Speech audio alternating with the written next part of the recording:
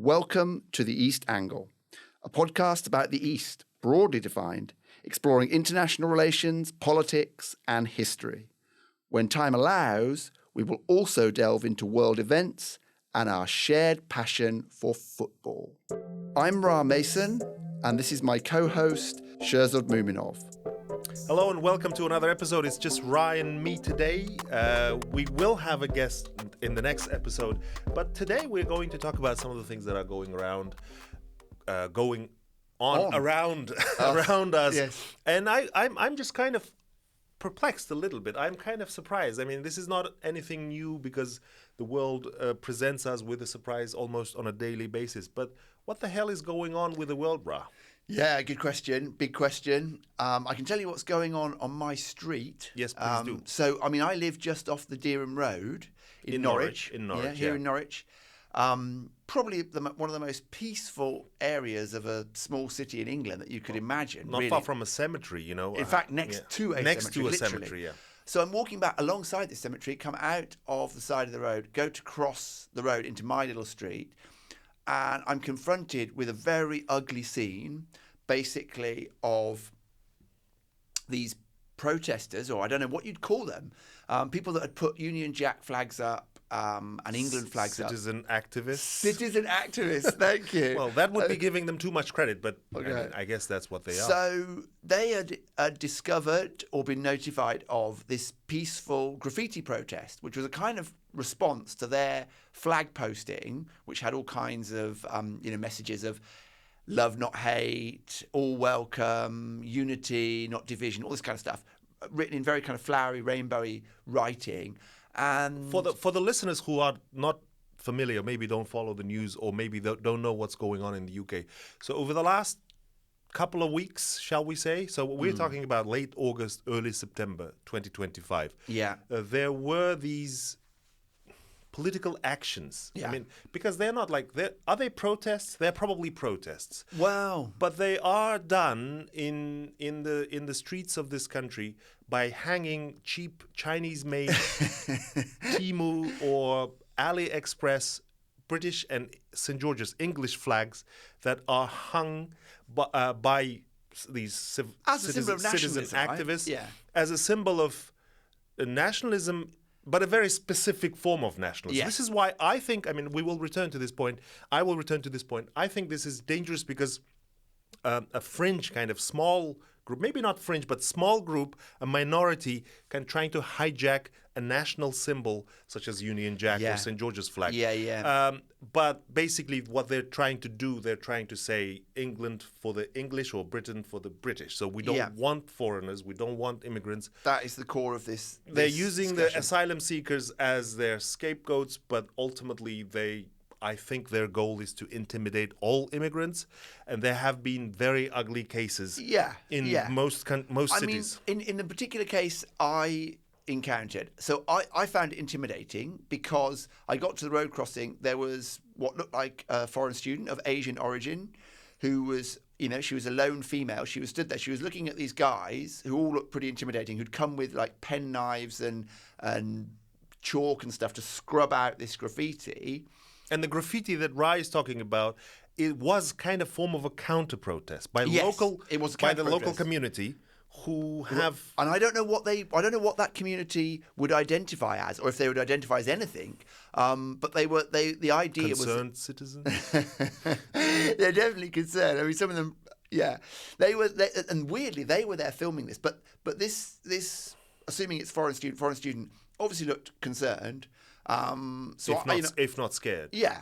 And I have to be honest, I was in two minds as what best to do. I tried to just smile, be friendly, indicate that I was, kind of positive and not threatening them. But I have never before been on the streets of England and experienced this weird sensation of being looked at by a group of nationalists as if, like, you should be one of us, mate. Yeah. And why are you stood there next to this? And why are you between this foreign student and then you've got these other counter-protesters on the other side and us? And who the hell are you? And that was kind of the sensation that I got. And then afterwards, when I went home, which obviously only a few yards away, I later found out that people had been arrested and there'd been a confrontation. And so that's what's going on. One guy was arrested and has been actually banned from going near a flag. Going which near I a do flag. find very strange. Which is actually, or socialising with people who have flags. in of a any way, a kind at any genius time. move, I think. You think it's either a genius move or it's the height of stupidity, one or the other. I mean, Well, it depends. how do you police that? Yeah. You know. You can't police that, maybe, but then I think it does send a message. Okay. And I think I should praise, first of all, the authorities, the council, and the community who didn't overreact to this. Because Right. we did live, I mean, I lived not far from Ra. And one day I was driving down the Durham Road, and I was driving to the city center, and you know what I'm talking about, St. Crispin's roundabout. Yeah. The whole length of the road to the city center was actually on every lamppost, you had these flags. Yeah. And as an immigrant, I'm not scared, but it's an unpleasant feeling. You feel that somebody's trying to actually send you a message. Yeah. And I think in a way, as I don't know who their advisors are, but I think that was a kind of politically quite a astute move by these so-called protesters. Right. Because what they're hanging is such a universal thing. A Union Jack is claimed by almost every community in this country, and rightly so, because it's the national flag. It's called Union Jack for a reason. It actually denotes the Union of Scotland and England. And Wales. And Wales Don't forget later, but then, and Northern Ireland, of course, you shouldn't forget that. But then the idea of union is at the heart of it. Yeah. So it's very difficult to challenge it. Yeah, and in fact, interesting, one of the ways in which the counter-protesters were trying to challenge it was they were painting a Union Jack, but instead of it being red, white and blue, they were using pink and yellow and so on. But it was clearly a Union Jack, as if to suggest, look, all colours, flavours, everything are welcome, and trying to reclaim the flag. But it becomes very complex because you now have a bizarre situation where every time you take out a Union Jack or a St. George's Cross in this country, you're going to be identified as a nationalist. It has been actually for a while, I think even before this flag protest or flag action that we have seen in the last few weeks, the St. George's flag stood, I think, for mostly two things in this country, or at least has become hijacked by a group called EDL. Yeah. And I think, let's be honest, like the people who are standing behind this yeah. flag action have history with EDL. So Tommy Robinson. For sure. Yeah, for sure. Stephen Yaxley Lennon, I think, is his real name. Right? Yeah. I mean, yeah, these people are definitely involved in the movement, but I think there are much more powerful political forces beyond them. Yes, we could think about people like Elon Musk, who made an appearance at the rally that Tommy Robinson actually spoke at, right, with people like Katie Hopkins and so on. I think it was a massive rally. It was huge. Actually it was up to about 150,000 people in the centre of London, all turning out with these nationalist flags, and broadly aligned over the idea that there's been too much immigration into this country and that something needs to be done about it. But there are obviously within that much more kind of sinister forces that are, A, racist, i.e. openly trying to deport people, and B, who are not white. Yeah, and basically being manipulated also by these much larger either corporate or individual interests, which are coming, in fact, from outside of the UK. So it is a very concerning situation. Yeah, and Elon Musk, I think, didn't really cover himself in glory when he appeared in that through a video message. It's link. meddling. I mean, that's basically what meddling. he said. I think, in a way, Tommy Robinson has his fans in this country, I think, but I don't really see him as a major force for various reasons, and we have spoken about him. Yeah. He's not like super articulate as a political actor. He's not. But what Elon Musk is trying to do actually is kind of a bit more serious, because he's giving it a civilizational flavor. Yeah. He's saying England should save itself. England is now the bastion. England, which it used to be the bastion of the so-called white civilization, according to Elon Musk, is now being in danger of being, overrun, and all that kind of really hateful.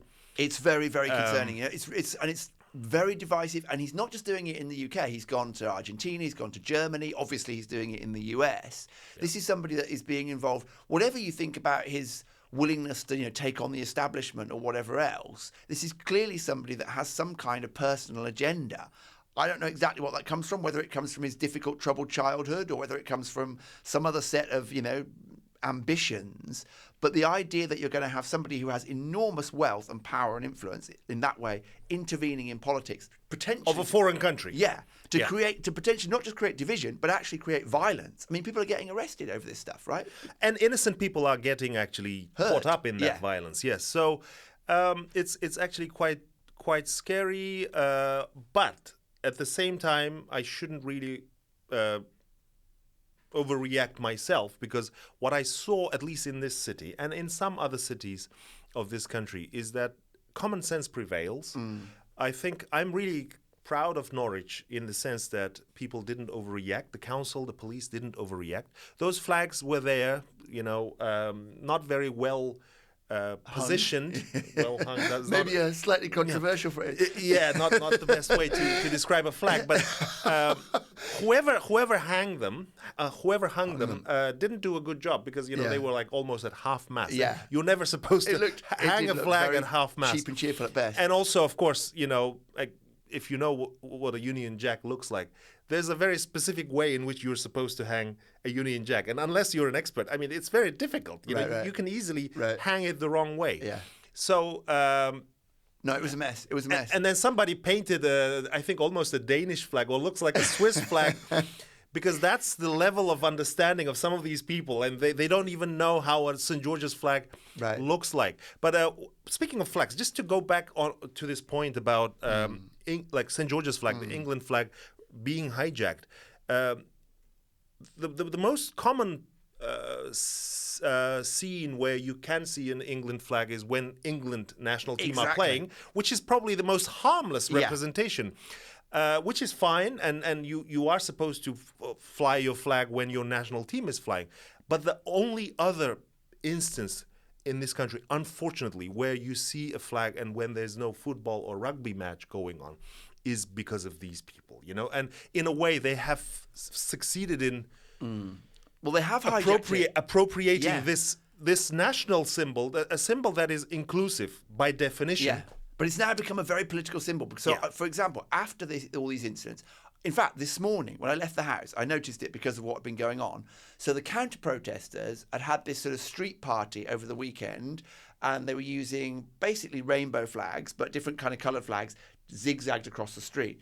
Then in response, I think partly to that, walking down the street, several houses, not many, but several houses, had either a Union Jack or a St. George's cross hung in the window, as if to say, this is my political... It looked very much like when you see pre-election, somebody says vote Green or vote Liberal Democrat or vote Reform or whatever else. It was like that. It was done as a political symbol. Yes, which is misleading also. Which is misleading especially to people who maybe not necessarily are political, who don't follow the news. I mean, I really pity this situation, because Union Jack should represent a lot more than your protest against immigration, than your protest against, I mean, I don't know. Yeah, but it should definitely represent, people who are coming to this country, gain citizenship, for example, and have every right to be as part of this national community as everyone else. And they should feel proud and happy to have the national flag. I mean, most countries you go to, the national flag is everywhere. It's everywhere, right? Like it's not just there for nationalists and football players. I mean, in this country, you have other instances in history where the Union Jack, for example, was displayed for political purposes. Think about Northern Ireland. Yeah, clearly. But unfortunately, a beautiful flag. It's a beautiful flag. People, for example, my wife, she really likes its design. It's recognizable. And then if you look at it, at its history, it has a clear history, and its design is actually historic, because it can explain the real union. You basically put together several flags that then form that Union Jack. Absolutely. And this reminds me of a situation in Japan. Quite not exactly the same situation, but after the war, the Japanese flag, the current flag that we know, everybody knows, the red circle on a white board, on a white rectangle, what in Japanese is called hinomaru, which literally means the red of the sun, the circle of the sun, but it literally represents the rising sun. was a controversial. Like, you wouldn't think, if you don't follow Japan, you wouldn't think, well, why would that flag be controversial? But for a few years, and for specific groups in Japan, leftist groups mainly, anti-nationalist or anti-fascist groups in Japan, the Hinomaru flag represented wartime Japanese imperialism. And most vocal in their protest against the display of the flag in public places, in places like schools, were, for example, the Teachers Union of Japan. Yeah, of course. Who were very leftist leaning. absolutely, But at the same time, these people were, we cannot display this flag which represented Japanese aggression, Japanese imperialism, to our children. Yeah. And only in 1964, With the Olympics. with the Tokyo Olympics, when nationalism found kind of a more benign outlet, and we spoke last episode with Heather, we spoke about nationalism being an outlet, for a sport being an outlet for nationalism. Was that Hinomaru flag more normalized? Not completely normalized, because there are people still in Japan who protest. Oh, absolutely. Why I'm bringing this up, I will hand it over to you, Ra, but why I'm bringing this up is I think Britain is at this very kind of dangerous moment of allowing a national symbol to be hijacked by a fringe group. And I don't think it should happen. I think it should be people who are not necessarily sympathetic to Tommy Robinson should be able to hang not only the Union Jack, but also the St. George's flag. Yeah. But I don't think many people will do that after this, because it has now become a little bit toxic. It's definitely become toxic. It was already in that direction, but it's now far more toxic. I mean, it's not the flag's fault by any means. Of course not. But I mean, it's interesting the comparison with Japan, because you're right. There are certain countries where it's still controversial to use that national flag. And I would say the Hinomaru is probably almost more than any the case, right? Like, if you think about it, if you walk down a street in Japan, it's very rare to see a whole host of Japanese flags unless it is a national sports event, right? Yeah. Generally speaking. Or in certain places at the beginning of the year. So at Oshogatsu, right? At year Or when end. the imperial family is passing through the streets. Exactly right. But it definitely has that nationalist kind of connotation. And it's one of few that do that, you know. It hasn't ever really managed to find that benign outlet. And maybe we'll see. I mean, we could talk a little bit about what's going on now in Japan and this shift to the right and shift to more populism. And I think this might be a phenomenon. You can think of Germany, you can think of the United States at the moment. All of these major powers, major economies, major advanced countries, they may find themselves in a similar situation where the flag becomes this divisive symbol, right, which separates nationalists and maybe not leftists, but something that opposes nationalists. Which is the exact opposite of what it's supposed to be. The flag is a symbol that unites, or it's supposed to unite the nation. The imagined community, right? The imagined community. So, let's speak about Japan, because we did mention the Japanese flag. Now, what's happening in Japan, and we started the whole episode with the question, what the hell is going on in the world? What the hell is going on in Japan? Right. Yeah. Well, we're about to face a leadership election, aren't we, of the LDP. It's the LDP, Liberal Democrat Party in Japan, long-standing since 1955, really the main party, the only really real party, if you like, in Japan, in the sense that it's the totally dominant party with tiny breaks in its rule. I would say it's bigger than the party. We always say it's not liberal, it's not democratic, it's not a party. Yeah. It's more of a movement, isn't it? It's more of an institution. It's like an institution. Yeah. But why are they having a leadership election? They're having a leadership election because yet again, one of their leaders, this time Ishiba Shigeru as Prime Minister, has failed to really lead the ship, right? I mean, he's failed to gain traction and credibility in a way that persuades those different factions within the party that he's the man for the job. And this is the amazing thing. People, I think, watching Japan from the outside think, oh, Japan, advanced economy, major democracy. You know, if you look at the internal workings of Japan, particularly the LDP, like we said, it's not liberal, it's not democratic, not a party. And the fact that it's not democratic is a serious concern, right? Because it is the only real game in town in Japan for most of the time. Yeah, well, which is really kind of strange. I get what you're trying to say. There's clearly a contradiction there, because like, if you look at the history, LDP has been the most powerful political force in Japan since 1955, so 70 years. Yeah. So there were some very Tiny brief breaks, right? brief breaks 93, in 1993, then 2009 and 10, 2009 and 12. But LDP has been there pretty much. But at the same time, it's probably at its weakest now. When you look at, I mean, it's still quite strong, but the reason why Ishiba, for example, had to resign after being a lame duck for a few months was because he didn't manage to create a coalition that could form a proper majority, right? A super majority. Form a majority, and he didn't even manage to stay in power for a year, which is not uncommon in Japan. Not uncommon, yeah. So which is very common, and people actually always ask me like, why do they change prime ministers every year? It's like a national event almost. Yeah, I mean which is crazy, right? And that's because of the power of the LDP. So what we said, I think institution is the word for it, right? It's not just the fact that it's this unusual entity. It's got huge backing. Yeah, it's backed not only by big business, also mostly by bureaucracy, and to a large extent by the United States, who, after all, were heavily involved in setting it up. Exactly. I mean, it was set up. If you go back to history, in 1954, it was set up as following a merger of the Liberal Party and the Democratic Party, and because that merger itself was an outcome, if you like, an indirect outcome of a merger of the two factions of the Socialist Party. Socialist Party these days is a non-entity in Japan. Well, yeah, pretty much. I mean, but in the mid-50s, Socialist Party was really powerful, formidable force, which actually did present a big challenge to the LDP, and it was also in the American interest to keep the LDP.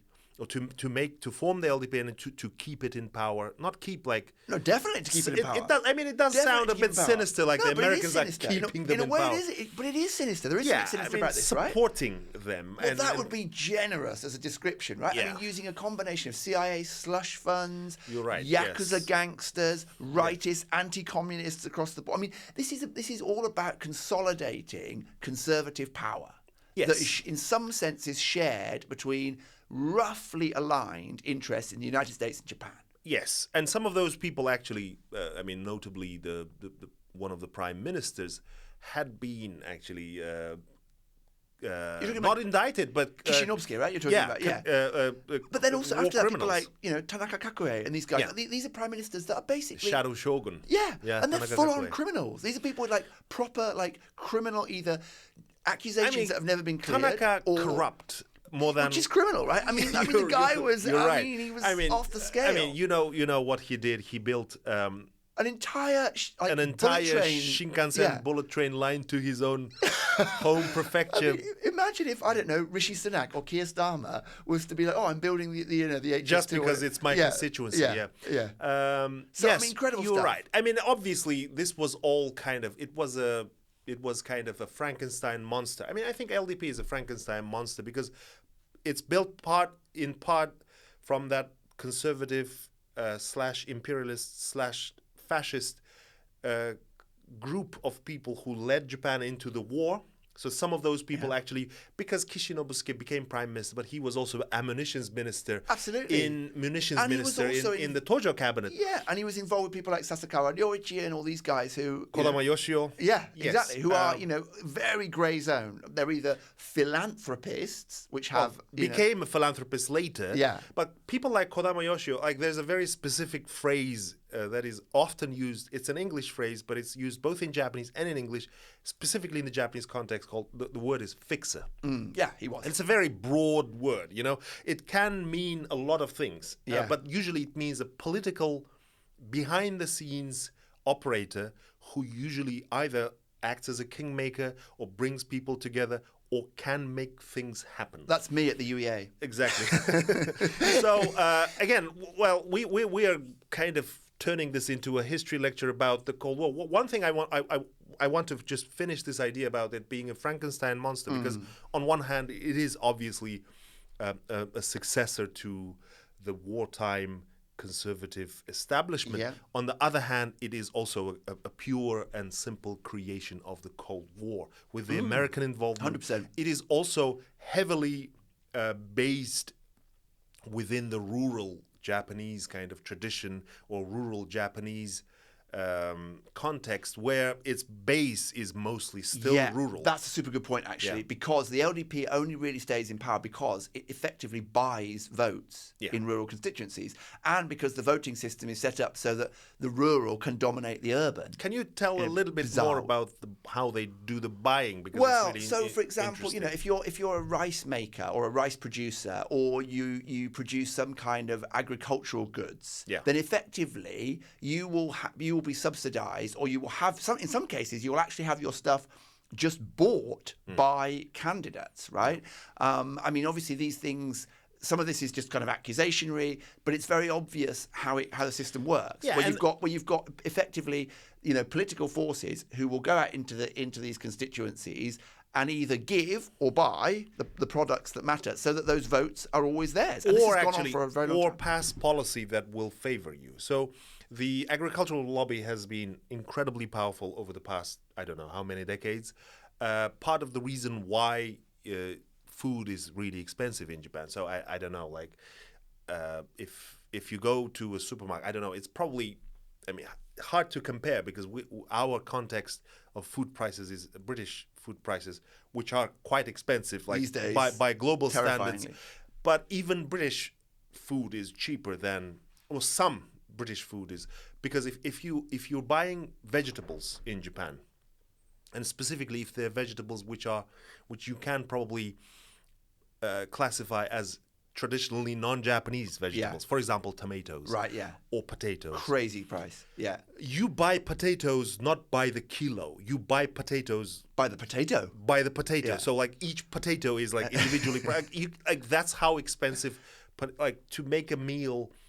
Having fried potatoes in Japan would probably make you broke. You will go broke. It's crazy, yeah. So, and one of the reasons why, and Japanese rice also. Very expensive. Because think about Japanese rice. In the UK, for example, or anywhere outside Japan, if you buy Japanese rice, the likelihood is it will be either American-grown rice or Italian. These days, I buy sushi rice. It's good sushi rice. It has a Japanese name. Yeah. But actually, if you look at the label, it says made in Italy. Yeah. It's really good rice. Yeah. But you can't buy the same rice in Japan. Yeah. Because Japanese rice has to be, it's like, kind of designated. Yeah, it's a tariff. To use Trump's term, it's basically a tariff in effect, but it's a domestic means of supporting those agricultural communities. But in reality, it's about supporting votes. Yes, there is definitely a political. Well, speaking about votes, okay, let's talk about this new PM. So it's not a PM election. Exactly, let's make it clear. It's not a PM election. But that's what makes it interesting, because going back to the original point, this is why the LDP is so strange and also interesting as an institution, because you now have an election for the leader of the LDP. But in effect, that is an election for the Prime Minister. It doesn't always guarantee that you will become a Prime Minister if you become the leader of the party. But it's very close. It's very close. So last, I don't know how many months ago, it's probably almost a year ago, we had the same conversation at the time we had 3 candidates. Yeah. This time we have 5. Yeah. All 3 of the previous last year's candidates are among the 5. Back in the fight, but you have 2 more interesting cases. It's really interesting. It's really interesting as well because you have this situation where, and this is another thing where I think, again, Japan is kind of in some ways, if not unique, certainly unusual and very interesting, because you have what is basically a right-leaning conservative party or institution, whatever you want to call it, the LDP, and yet because the leadership election is fought between these different representatives of the LDP, not against opposition parties, some of them are actually putting forward quite socialist policy. Yeah.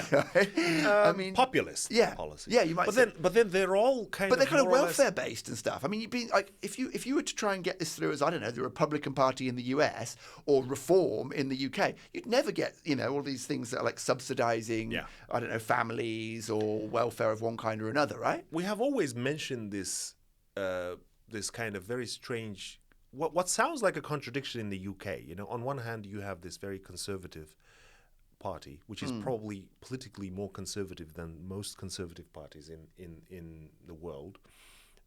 I'm not sure about Republican or Reform now because they are really right-wing now. Trump's Republican Party and the Reform in this country. But some of the policies, for example, immigration policy, which is really, even more tolerant than Blair's immigration policy. Right. Or what some of these candidates are proposing, let's give out money to the people. Yeah. Which is, I think this is something that is going to, they won't regret, these people personally won't regret it, but the Japanese economy, which is kind of has been sluggish over the last 4 or 5 years, since COVID really, will regret it because like somebody has to pay. The future generations will have to pay for any borrowed money any money that the government borrows. But we've talked about this in previous episodes up to a point, but this is the other weird thing about the whole way the Japanese system works, is that you can borrow so much more money. Yeah. Because you're borrowing it from your own companies. It's do you know that Japan has now, and that share actually, or that amount has even grown more. So Japanese national debt is really big. Astronomical. It's like grown, it would bankrupt most countries. Over twice GDP. now the GDP, over twice. Normally that would be totally which unsustainable. Is crazy. But in Japan you can do it. But in Japan, the savings are 3.5 times. If I'm not mistaken, the savings that the Japanese Japanese citizens actually hold in their savings accounts are now, I think, account for 3.5 times the GDP. Yeah. Which is maybe one of the things that, like, one of the cushions that keeps Japan, because Japan is not really indebted to definitely foreign powers or foreign institutions or foreign banks. Although to a small extent, I mean, the weird thing as well, which is sort of contradicting this, is that there comes a point where there is a precipice where this debt to GDP ratio is so absurd that even the small percentage which is actually owed externally becomes a massive amount. Don't forget, Japan's the fourth largest economy on the planet. So these are vast amounts. And also with a very unfavorable yen to foreign currency rate, that will be expensive. Like even more expensive. The debt will be expensive. Yeah. Anyway, so who are these people? The 5 people. Yeah, I mean, it's difficult. I'm not really 4 men. One woman. And the woman is probably the most hawkish. Yes, definitely. Among them. Yeah. So Takaichi Sanae, she's somebody that has a reputation for basically being a conservative hawk, quite outspoken on kind of issues around immigration, foreigners, this kind of stuff in Japan. And we have to bear in mind that Japan has had this long demographic dip, right? So it's still coping with that, and it's hard to see how her policies would really alleviate it, because I don't see she's going to have to look tough on immigration because it's part of her image. But Japan is already tough on immigration. Yeah. I mean, we talk about immigration in the UK. It's like in Japan, it's minuscule in comparison, and it's also highly controlled, right? Yeah. Just because you mentioned this, I think I will just make one point, which is a little bit off topic, but not off topic. It's on the same topic, but it's moving away slightly from the leadership election in LDP leadership election. But the irony of the situation with both the flag-hanging people in this country, the anti-immigrant people in America. Maybe America is a special case, but let's take Japan and the UK. Whatever you feel about immigrants, both of these countries, and Japan especially, will have to let in more immigrants. Yeah. So whatever Tommy Robinson says, who is going to work in the care homes, who's going to work for the NHS, who is going to work in the construction sites, and all of those things. So, and in Japan, it's 5 times worse the situation in terms of need for labor. Yeah. I mean, they're talking about, like AI revolution and creating jobs through technologies. But I mean, it's so far behind. There's no chance.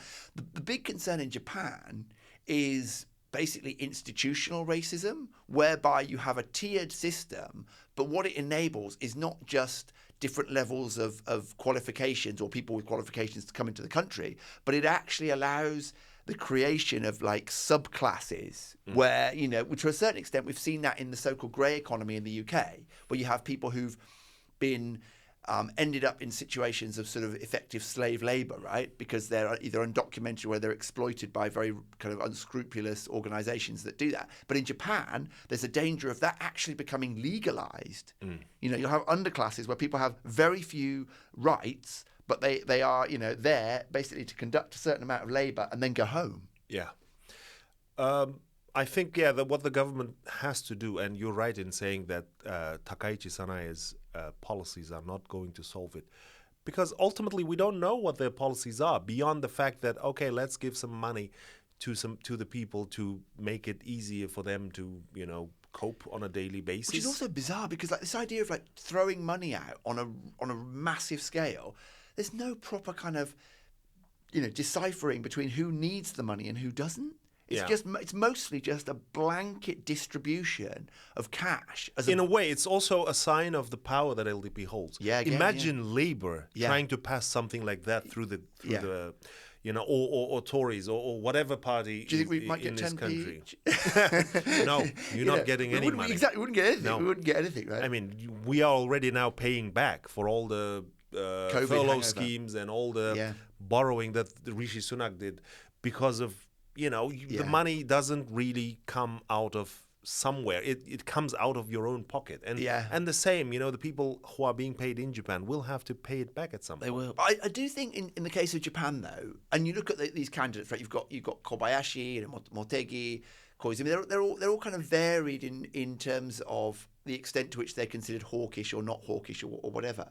But at the end of the day, you get the feeling that, especially within the LDP, they're all kind of actually not that far away from each other. No, they're not, because they're LDP politicians, and the message that each of them is trying to send, I think Takaichi and Kobayashi have something in common, because Takaichi is Kobayashi's successor as economic security minister, and I think they all want to look, or they all want to kind of really project themselves as these economically literate people who will solve the economy issue. I think, which is kind of very American, isn't it? It is. I think Motegi's already put his foot in the wrong basket, quite literally there. For anyone that wants to see a really funny clip, watch Motegi going around with a grocery basket buying vegetables with a note which is basically a £50 note.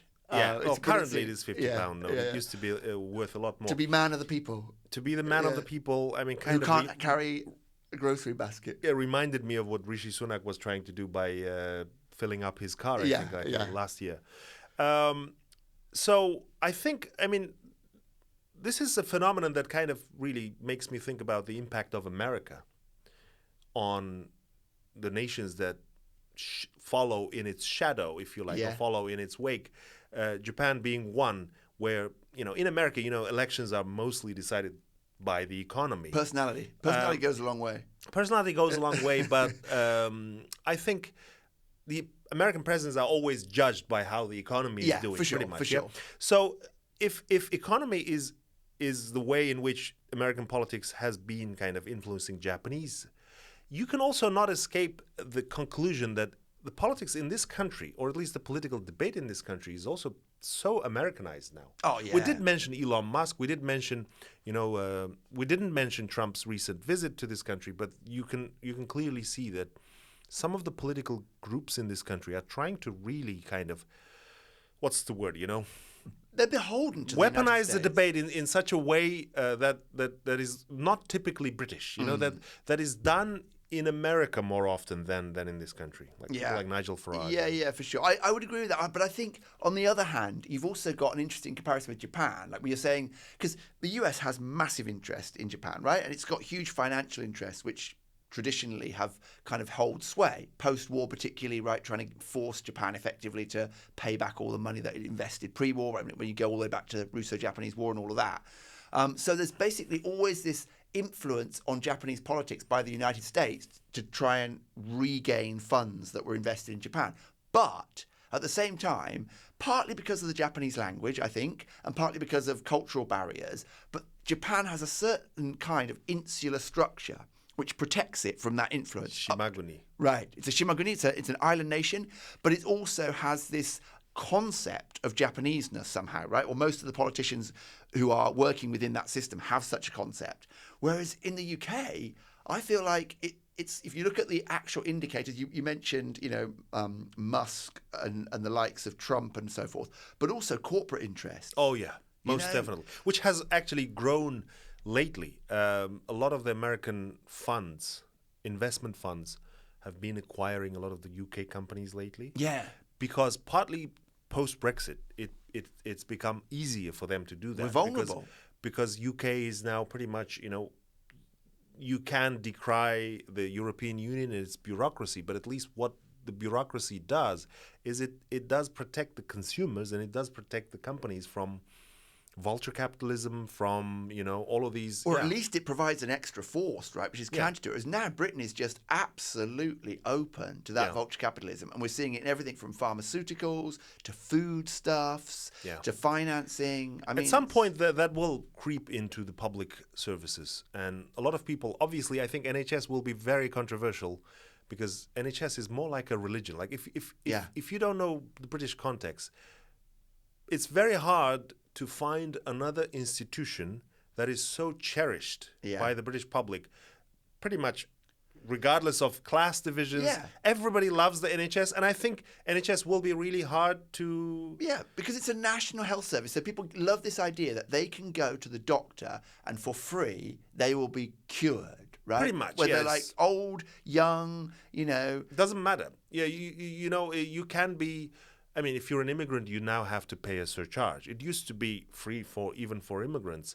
But now NHS is in a very difficult... I think in a very, very difficult situation. So there is clearly danger of the American influence actually spreading into the NHS, but NHS is probably going to be the most difficult.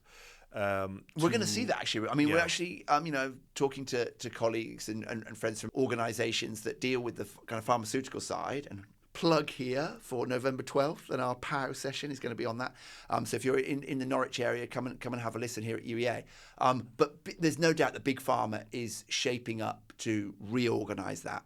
Yeah. And I think we are going to see the dismantling of the NHS eventually. At some point, yes, probably. Privatisation and so forth. I think it will be portrayed as some kind of public-private cooperation, or public-private kind of type of company or type of outsourcing, but at some point you will see obviously this dismantling of the public side of things, unfortunately. On that very pessimistic note, I think we should take a break, and after the break we should speak about football. Okay.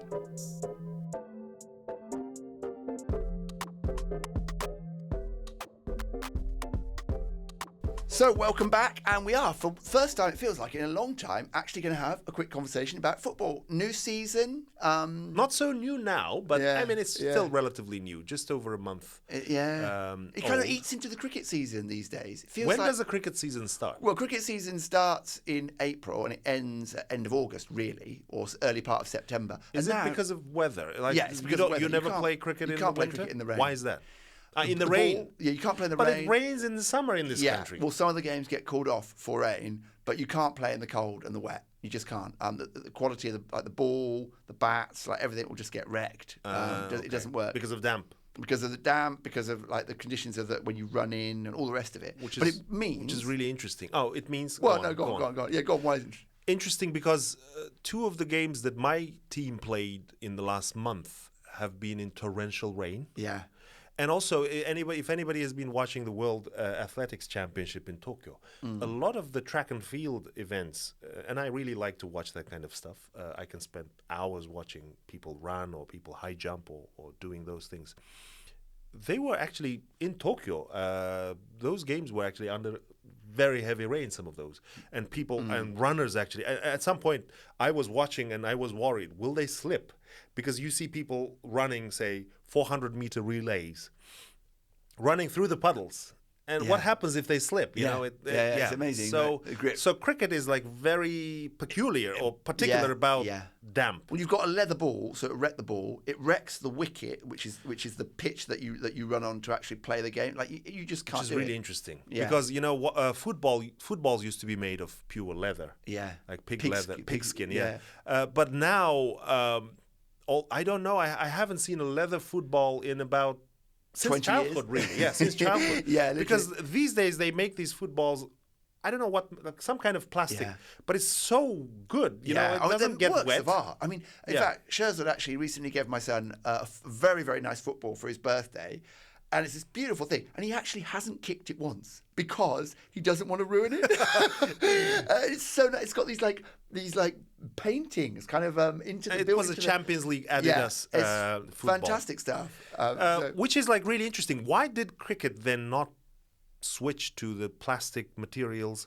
Yeah. Why is it still kind of so war? Because in football, if I don't know if you've watched the game, the most recent Manchester United game we played against Chelsea at Old Trafford, and at some point there were puddles almost on Well, because they did call games off. the rain was so heavy. Blackburn's game against, was it Leicester? I can't remember. Blackburn were playing somebody, or Ipswich, I think. Blackburn, Ipswich, that got called off for torrential rain, waterlogged pitch. The referee called it off.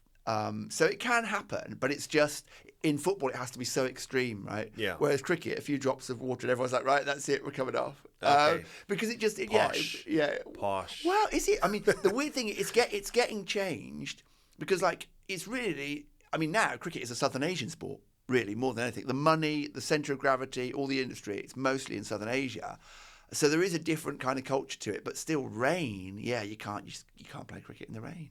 Okay, so we kind of somehow ended up speaking about cricket instead of cricket football. and footballs. Yeah. But how is your season shaping up? Well, for West badly. Bromwich? It was going swimmingly. It was going, we were winning games. We were top of the league. We were top of the league briefly. Win 3 out of 4. Lost the last 2. If I'm honest, Are you alarmed? we're toothless. We're about as toothless. You don't have a striker? Yeah, which is the one thing we could say for Norwich, who they do have a striker, but they don't have much else. You can say about a lot of the teams. Like Manchester United have a striker, but Manchester United doesn't have a midfield. Yeah. And when you don't have regular service to your strikers, and especially if that striker is a young European, unproven in the Premier League striker like Benjamin Šeško. Yeah. But then, that argument is a bit lame because, like, look at Gyökeres. Yeah, Gyökeres, who was playing for Coventry only a couple of years ago. Look at Ekitike. Yeah. These are both European, young, kind of relatively unproven in the Premier League strikers, but because they have very good, they play in front of very good midfields who are very well gelled and they play good football and everybody knows what they're doing. Yeah. Ekitike has already, scored how many? I don't know if you already, right, but it's so scientific. No, I mean, this is the thing that blows me away watching football now. You watch the Championship, and it's not just that it's a little bit like, sloppier or behind. It's generations behind the Premier League. And even now within the Championship, we've got this massive division between teams. At the higher levels, like if you're talking about kind of teams that, Gyökeres or Ekitike might play for, not mentioning them for obvious reasons. Yeah. Company accepted. Yeah. These clubs can invest so much in the scientific analysis of each of these players and the qualities they have. And they can buy these players. Liverpool, who signed Ekitike, for example. I mean, even the Premier League can't compete with, most Premier League teams can't compete with Chelsea and Liverpool. Yeah. Chelsea buys 50 players every season. It's crazy. But then, to be fair to Chelsea, they also sell quite a lot of them. So I think it must be their business model that they buy a lot of players and they sell a lot of players. And I thought their business model was get a Russian oligarch to run the club for a good... that's in the past. Unfortunately for them, that's in the past when they had this kind of very rich owner who... But that's had a legacy, right? I mean, whatever you think about... Of course it's a legacy. Abramovich, that legacy... he came and they won their league, like for the first league in 50 years. And then won with the Champions Jose Mourinho. League whatever, They right? won the Champions League on the back of the success. They won 2 Champions Leagues in the last 15 years. They are the only English team who's won. To do that, right? It's fascinating as well, right? Because you see the way in which money just doesn't talk, it swears in football. Especially now. Premier League, so rich. Incredibly rich. Liverpool spent, I think, close to half a billion pounds. So then what's all the financial fair play bollocks about? Because that's supposed to have countered this. But if anything, it looks more like the richest clubs are dominating. Yeah, you're right. And Newcastle fans and Aston Villa fans, bless them, will make the same argument because they feel that their teams have been once again kind of... excluded from the top 6, excluded or constrained by the top 6. Yeah. I don't think it's that simple. I think Liverpool can spend a lot of money because they have kept their books in good order over the past few years. Right. Manchester United hasn't done that, by the way. And Manchester United also did spend a lot of money, but Manchester United is also finally selling players. Right.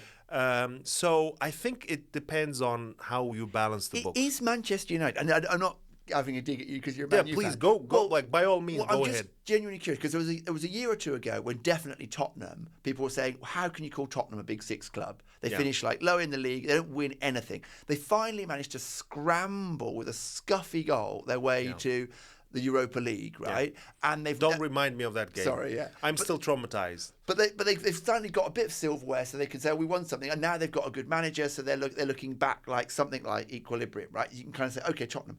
Man United have only had one really bad year last year. That was a very bad year for you guys, right? A few bad years, but last year was specifically Yeah, bad. and like you say, a few bad. So they're kind of looking a little bit on a downward trajectory. Is there a danger that they could actually fall out of the top six? And what is it that would keep? Most definitely. I mean, last year there were a few weeks in which. I mean, the Big Six. I don't mean like finishing Yeah, sixth of course. this Big, year, but I Big mean, Six is an arbitrary kind of group because both Manchester United and Tottenham finished outside the Big Six last year, closer to like the relegation zone, low right? six. Actually, Yeah. we were in the bottom six. And Tottenham were only fourth from bottom, right? Tottenham were fourth from bottom. We were fifth from bottom. Yeah. But despite that, we're still kind of called Big Six. Definitely. And let's remind the listeners, the Big Six, obviously you had the traditional Big Four, Yeah. which was Liverpool, Manchester United, Arsenal, and Man City. Yeah. And Chelsea. Yeah, and because Big Five. And then now you add Tottenham to the Big Five. I think because of the stadium and all the rest of it, I'm not because really sure. because of the history too. Yeah. Because these teams are the most decorated English teams, like pretty much. I mean, Tottenham probably is an exception. It does but, have, but they silverware also going won. back a long way. They won the I mean, double. They don't have much. They don't have much, but they by I think way they of won- silverware. Yeah. Because like mostly when you speak about trophies, you speak about Liverpool, which is the most decorated English And Man U. team. I mean, Man U've got and Manchester United, which is close second. And then, of course, we spoke about Chelsea being the only English team which won two Champions League. two Champions League in the recently, last 10 years. Man City have also won the Champions League and League. heaps of leagues. There's one London team which never won the Champions League. There is, yeah. Well, I don't know. Well, what, actually, do you know I can't that? remember them. I can't remember. Anyway. But off the top, I'm just thinking, actually, this is another great point. It's not just in Britain. Look, in fact, I was chatting with my son about this just the other day. We were thinking, who could win the Champions League realistically? This year. Yeah, and there's only Barcelona, really, Barcelona, PSG. Real Madrid, PSG, Bayern Munich, Munich. and then the big English teams. Nobody else. Who Nobody else is else. going to win it? Because, I know- I mean, in a way, we might disagree with Aston Villa fans and Newcastle fans, both of which are actually playing in the... No, Aston Villa are not playing in the Champions League. Newcastle are playing in the Champions League. But Aston Villa got the taste of the Champions League last year, playing against PSG. But they are probably right. You can sympathize with the idea that there is clearly an elite, both in England but also in Europe. Internationally, yeah. And that elite is really hard to break into. Even though, and you just made that point, even though Manchester United finished 15th last season, no, we finished 16th. Right, wow. No, I don't know. they're I don't remember now. thereabouts, It's, right? I mean, this is because I want to forget it as quickly as possible. There or thereabouts. Despite that, Manchester United clearly nobody will dispute the fact that it in the elite group of not only English teams but also European teams, and unfortunately for the smaller so-called. I mean, I hope they won't, like Aston Villa or Newcastle will not take offense from me calling them small, but they are definitely smaller than Liverpool or PSG. I'm sorry, or PSG. Not so sure. PSG is what 25, 26 years old. He's old, right? Yeah, Still, yeah.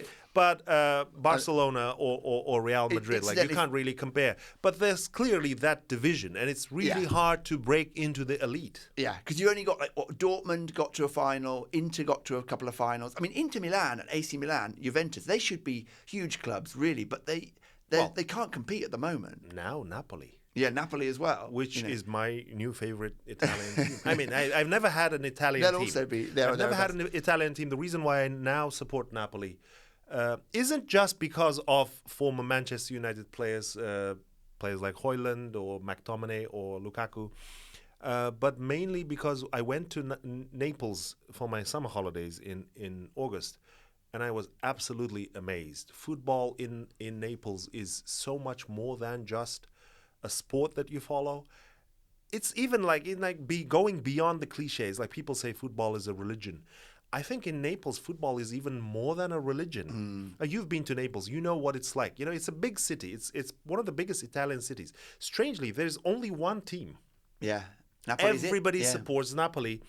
And because they have won back-to-back championships, they have only won 4 Italian Scudettos in total, yeah. and they won the 2 of them in the last 2 years. Yeah.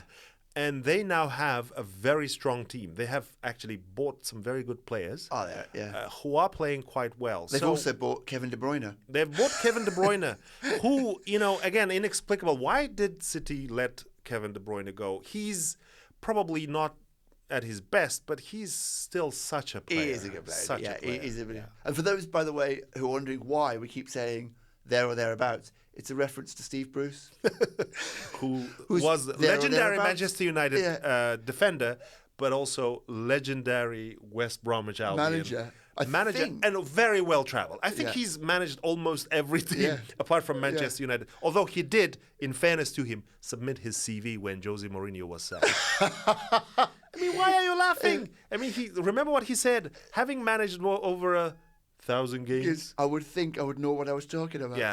He didn't really take management too kindly to a chant by West Bromwich Albion fans. The chant went like, you don't know what you're doing. Yeah? Which is really what we usually chant. Which is a very common chant. Well, it's what we chant at most of our managers over the past 20 years, if I'm honest. How about Mr. Mason, your namesake? Yes, well, exactly. Hopefully, if things don't go extremely well in the next year or two, they might be able to swap me in and nobody will notice. There will be another Mason. R. Mason. Yeah. So are we talking about Ryan Mason, who is the current West Bromwich Albion manager, former Tottenham man? Former Tottenham man, yes. And now looking down the barrel at probably an early exit, I would say. Well, maybe he might. I mean, let's hope that he will even the ship, because 2 defeats isn't not a tragedy. Well, now in modern football, that's the other thing. Attention span is very short. Because everybody is losing. Look at Man City. Man City actually are level on points with Manchester United, which is scary. Like, if I say something like that over the last 5 years, it hasn't happened in a long time. But Manchester City have been struggling. Even Arsenal, who are a good team, have lost already. I mean, they lost to Liverpool, but still. I mean, Liverpool and, interestingly, Crystal Palace are the only 2 unbeaten teams in the Premier League. That is... but they will also be beaten. I mean, I'm pretty confident that even Liverpool will be beaten at least once. But that's the nature of the Premier League, despite the fact that we spoke about being an elite and non-elite kind of division in the Premier League. Well, Palace are somewhere in between, and we know that they have the best fans from near and far. Absolutely, so, yes. But Palace have been very good, so much so that they had a very bad moment last year. But Oliver Glasner is being touted as some people say he'll be the future Manchester United manager, or the next Bob Dylan. Maybe. On that note, I think we're going to have to wrap up, because we've maybe fixed everything that needed to be fixed in football and in political violence. Yes. Well, thank you if you have listened to this point. Thank you very much. If you haven't subscribed to our channel, please do. And we will see you in the next one. Thank you. Thank you. This podcast has been produced with support from the Faculty of Arts and Humanities at the University of East Anglia, UEA. The hosts are grateful to the UEA Media Production team. Technical assistance has been kindly provided by the technicians at the UEA Media Suite, who have also engineered and edited this episode. The views expressed in this podcast belong solely to those who express them and do not represent the views of the university or its affiliates.